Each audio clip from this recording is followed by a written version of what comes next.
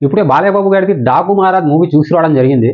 So, movie మొత్తం అయిపోయిన తర్వాత అరే! ఏంట్రా ఇది మన బాలయ్య బాబు గారి మూవీనా అనే డౌట్ వచ్చిందనమాట. సో, అదెందుకొచ్చింది? ఏంటి? సో, మొత్తం డీటెయిలింగ్ రివ్యూ మనం ఈ వీడియోలో మనం మాట్లాడుకుందాం.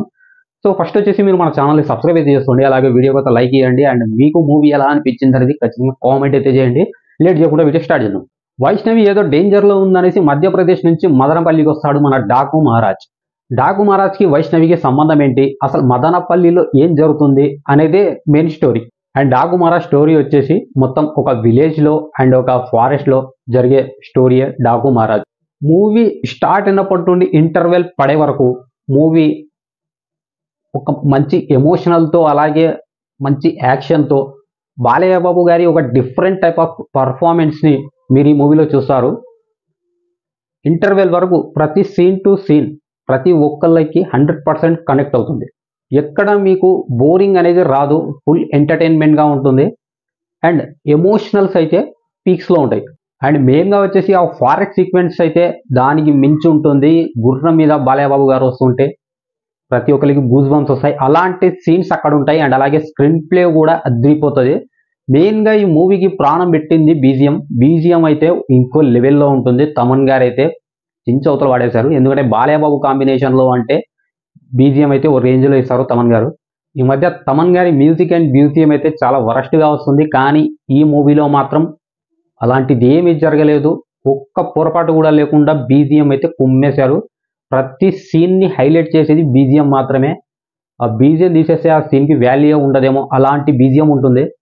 అండ్ టోటల్‌గా ఫస్ట్ హాఫ్ వచ్చేసరికి ఎమోషనల్ అలాగే బీజీఎం, హీరో పర్ఫార్మెన్స్ అండ్ సెంటిమెంట్‌గా అయితే ఇంకో రేంజ్‌లో వర్కౌట్ అయింది. అండ్ ఇంటర్వెల్ బ్యాంగ్‌కి మాత్రం థియేటర్ మొత్తం తగలడిపోతది. అలాంటి ఇంటర్వెల్ బ్యాంగ్ ఉంటది ఈ మూవీలో. ఇంక అయిపోయింది కదా! మన బాలయ్య బాబు గారు సంక్రాంతి ఫస్ట్ బ్లాక్ బస్టర్ ఇచ్చారు 2025లో అని అనుకునే లోపే సెకండ్ హాఫ్ మొదలవుతుంది. సెకండ్ హాఫ్‌లో ఉంటుంది అసలు కథ. ఎందుకంటే మనకు ఫస్ట్ హాఫ్ ఏ రేంజ్‌లో అయితే హై ఇచ్చిందో సెకండ్ హాఫ్ అనేది అంతగా ఇవ్వలేకపోవడం. చాలా మైనస్ పాయింట్ అనిపించింది నాకైతే. సెకండ్ హాఫ్ స్టార్ట్ అయ్యేటప్పటి నుండి కథ మొత్తం అక్కడక్కడే తిరుగుతుంది. మనకు ఫస్ట్ హాఫ్‌లో ఎలాంటి ఎమోషనల్, ఎలాంటి యాక్షన్స్ మనకైతే చూపించారో, మనకైతే గూస్ బంప్స్ వచ్చేలా ఉంటాయో, మళ్ళీ అదే రిపీట్ అయ్యి సెకండ్ హాఫ్‌లో ఉన్నట్టు మనకు ఫీలింగ్స్ వస్తుంటాయి.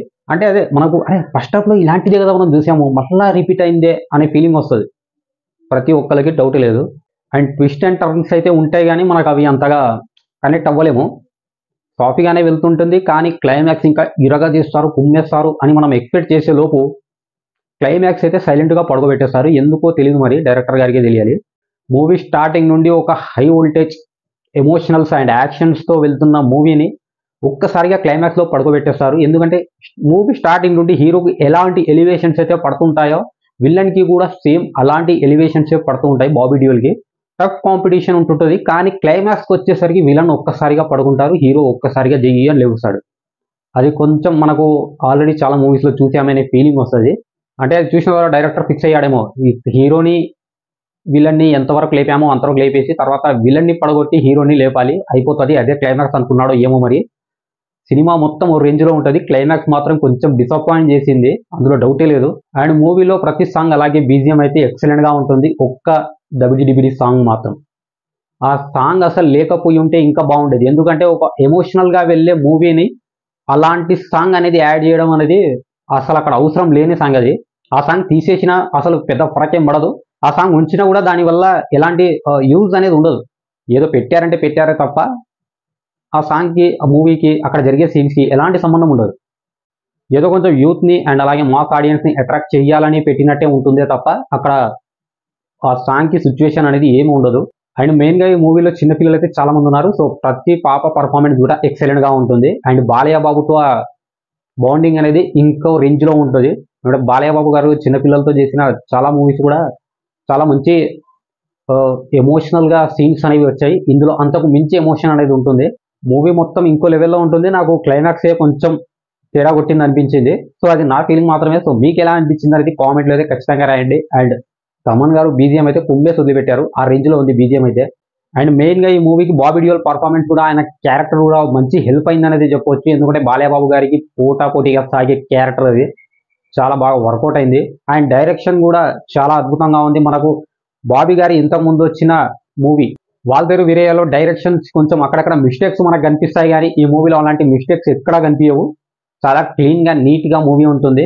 అండ్ ఈ మూవీకి పెట్టిన బడ్జెట్ కూడా మన కళ్ళకు కనిపిస్తుంది, ఎందుకంటే అలాంటి లొకేషన్స్ అయినా కానీ సెట్స్ అయినా కానీ మనకు చాలా బాగా అద్భుతంగా చూపించారు. అండ్ మెయిన్గా ఈ మూవీలో జరిగే ఫారెస్ట్ సీక్వెన్స్ ఏవైతే ఉంటాయో అవి మూవీకి ఎక్సలెంట్ అని చెప్పొచ్చు, హైలైట్ అని కూడా చెప్పొచ్చు. నా ఒపీనియన్గా చెప్పాలంటే 2025 సంక్రాంతికి ఒక మంచి హిట్ పడింది, అందులో డౌటే లేదు. అండ్ లాస్ట్లో ఇంకొకసారి చెప్తున్నాను, మన ఛానల్ని అయితే సబ్స్క్రైబ్ చేసుకోండి అబ్బా, ఎందుకంటే కౌంట్ చాలా తక్కువ ఉంది. నాకు చాలా నీరసంగా కూడా అనిపిస్తుంది ఆ కౌంట్ నెంబర్ చూస్తుంటే. సో నాకు కొంచెం బూస్టప్ ఇచ్చినట్టు ఉంటుంది. సో సబ్స్క్రైబ్ అయితే చేసుకోండి, ఎందుకంటే కంటెంట్ అనేది జెన్యున్గానే ఉంటుంది, కానీ సబ్స్క్రైబర్స్ అయితే రావడం లేదు. సో ప్లీజ్ దయచేసి ప్రతి ఒక్కరు సబ్స్క్రైబ్ చేసుకోండి. మీ ఒపీనియన్ ఏంటనేది కామెంట్ సెక్షన్లో కామెంట్ అయితే చేయండి. అలాగే వీడియోకి లైక్ అయితే ఇవ్వండి మామ. సబ్స్క్రైబ్ అయితే చేసుకోవడం మర్చిపోకండి, కౌంట్ చాలా తక్కువ ఉంది.